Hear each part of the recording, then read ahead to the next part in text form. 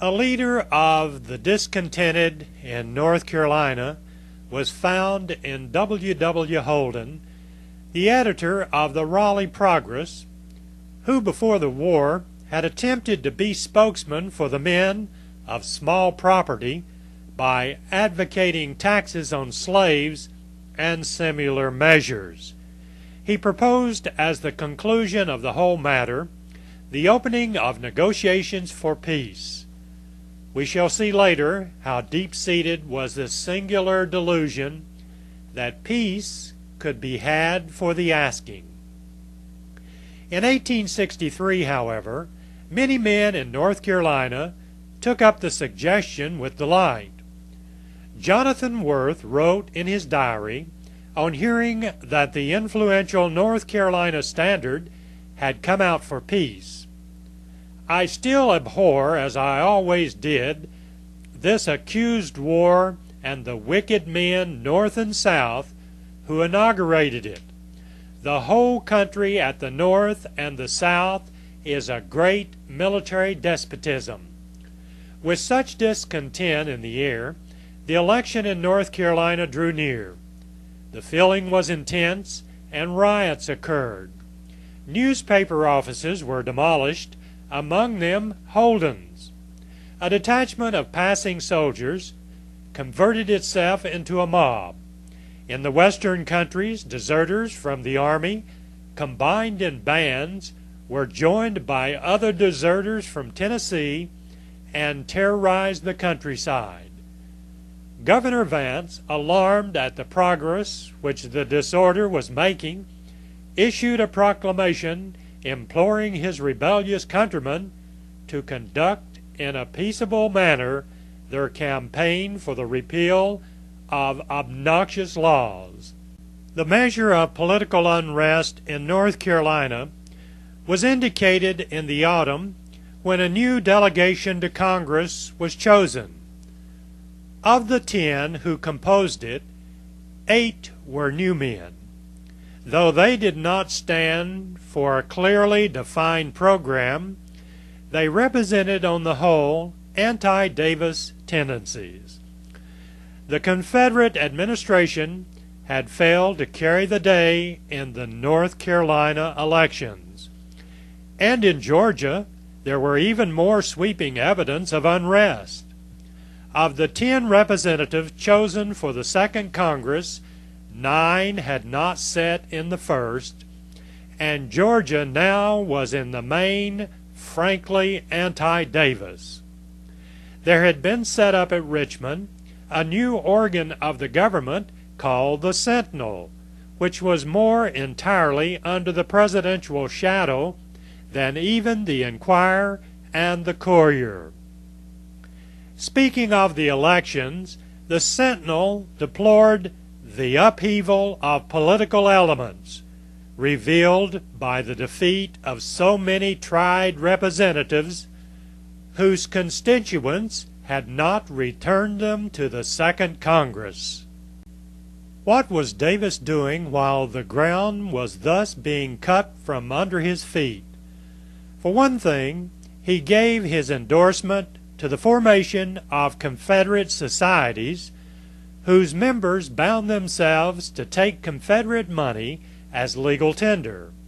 He wrote a letter to one such society in Mississippi, praising it for attempting by common consent to bring down the prices of all articles to the standard of the soldiers' wages, and adding that the passion of speculation had seduced citizens of all classes from a determined prosecution of the war to an effort to amass money.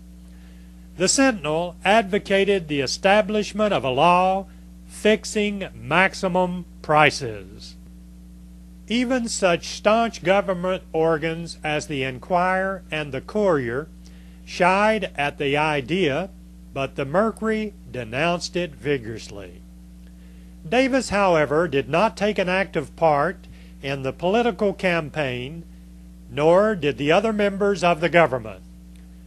It was not because of any notion that the President should not leave the capital that Davis did not visit the disaffected regions of North Carolina when the startled populace winced under its first experience with taxation. 3 times during his administration, Davis left Richmond on extended journeys. Late in 1862, when Vicksburg had become a chief concern of the government, he went as far afield as Mississippi in order to get entirely in touch with the military situation in those parts. In the month of October 1863, when there was another moment of intense military anxiety, Davis again visited the front, and of a third journey, which he undertook in 1864, we shall hear in time. It is to be noted that each of these journeys was prompted by a military motive, and here possibly we get an explanation of his inadequacies as a statesman. He could not lay aside his interest in military affairs for the supremely important concerns of civil office, and he failed to understand how to integrate his administration by personal appeals to popular imagination. In October 1863, the very month in which his old rival Rhett suffered his final defeat, Davis undertook a journey because Bragg, after his great victory at Chickamauga, appeared to be letting slip a golden opportunity, and because there were reports of dissension among Bragg's officers and of general confusion in his army. After he had, as he thought, restored harmony in the camp, Davis turned southward on a tour of appeal and inspiration. He went as far as Mobile, and returning, bent his course through Charleston, where at the beginning of November, less than 2 weeks after Rhett's defeat, Davis was received with all due formalities. Members of the Rhett family were among those who formally received the President at the railway station. There was a parade of welcome, an official reception, a speech by the President from the steps of the City Hall, and much applause by friends of the administration.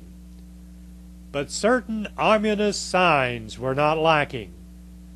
The Mercury, for example, tucked away in an obscure column its account of the event, while its rival, the Courier, made the President's visit the feature of the day. Davis returned to Richmond early in November to throw himself again with his whole soul into problems that were chiefly military. He did not realize that the crisis had come and gone, and that he had failed to grasp the significance of the internal political situation. The government had failed to carry the elections and to secure a working majority in Congress. Never again was it to have behind it a firm and confident support.